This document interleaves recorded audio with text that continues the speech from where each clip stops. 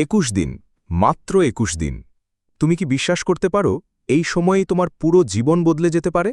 উত্তর হ্যাঁ, সম্ভব। আজকের ভিডিও দেখার পর 21 দিনের চ্যালেঞ্জ শেষ হলে তুমি নিজেকে নতুনভাবে আবিষ্কার করবে। কিন্তু প্রশ্ন হচ্ছে 21 দিনই কেন? কারণ গবেষণায় দেখা গেছে কোনো কাজকে অভ্যাসে রূপান্তর করতে এই সময়টাই যথেষ্ট। আজকের এই ভিডিওতে তুমি এমন কিছু শিখতে চলেছ যা হতে পারে তোমার লাইফ চেঞ্জার। তাহলে চলো আর দেরি না করে শুরু করা যাক। Number 1, mobile. শুরুতেই আমি তোমাকে একটা প্রশ্ন করি। তোমার ফোনে পার ডে স্ক্রিন টাইম কত? ধরে নিলাম গড়ে 8 ঘন্টা। অনেকের ক্ষেত্রে 10 কিংবা 12ও ছাড়িয়ে যায়।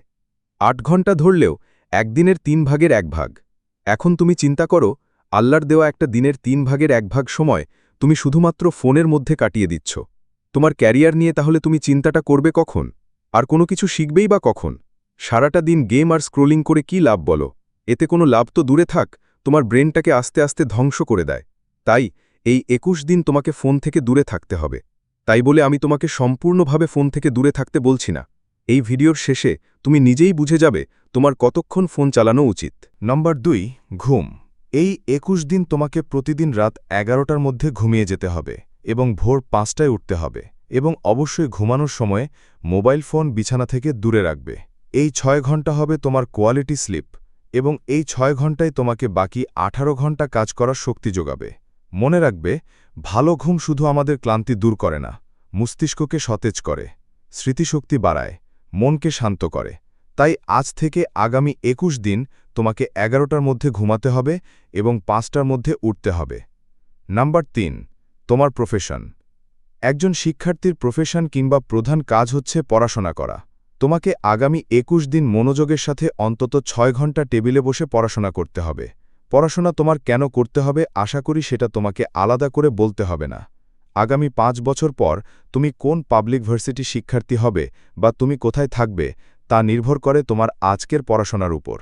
তোমার একটা সম্মানজনক ক্যারিয়ারের জন্য পড়াশোনা অবশ্যই করতে হবে। তাই আগামী 21 দিন তুমি কোনো অজুহাত ছাড়া 6 ঘন্টা পড়াশোনা করবে। Number 4, fitness. সবকিছুর আগে নিজের স্বাস্থ্য। কথায় আছে, স্বাস্থ্যই সুখের মূল। এটা শুধু একটা কথার কথা নয়, বরং এটাই বাস্তবতা। মনে করো তোমার সব আছে, কিন্তু তোমার শারীরিক সুস্থতা নেই, মানে তোমার কিছুই নেই।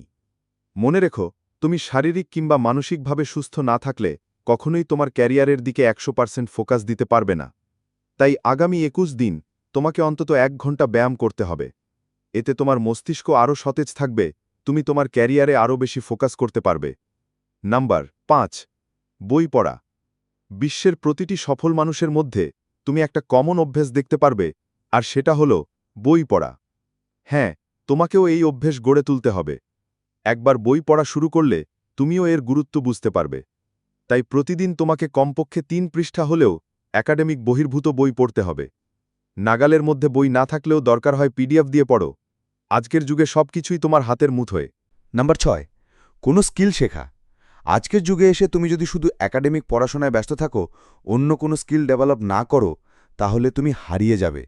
তোমাকে অবশ্যই পড়াশোনার বাইরে আলাদা কোনো স্কিল শিখতে হবে। তাই আগামী 21 দিন তুমি প্রতিদিন একটা নির্দিষ্ট সময় কোনো স্কিল ডেভেলপ করবে।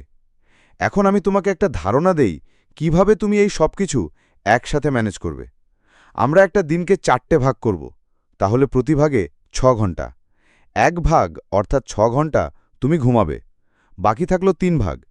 এর মধ্যে আর 1 ভাগ তোমার স্কুল কিংবা কলেজের ক্লাস, বাকি থাকলো 12 ঘন্টা।